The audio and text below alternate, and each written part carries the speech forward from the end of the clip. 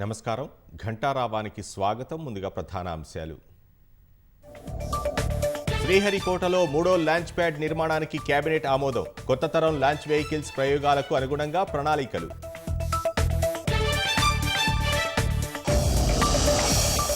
కేంద్ర ఉద్యోగులకు ప్రభుత్వం శుభవార్త. నూతన వేతన సంఘం ఏర్పాటుకు ప్రధాని నిర్ణయం.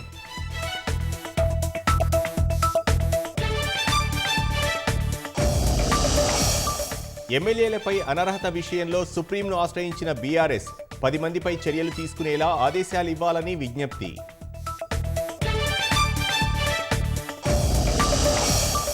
ఢిల్లీ అసెంబ్లీ ఎన్నికల్లో గెలిపే లక్ష్యంగా కాంగ్రెస్ వ్యూహరచన. 500కే గ్యాస్ సిలిండర్, 300 యూనిట్ల విద్యుత్ ఇస్తామని ప్రకటన. నార్సింగి జంట హత్యల కేసు ఛేదించిన పోలీసులు. నిందితుడిని అదుపులోకి తీసుకున్న పోలీసులు.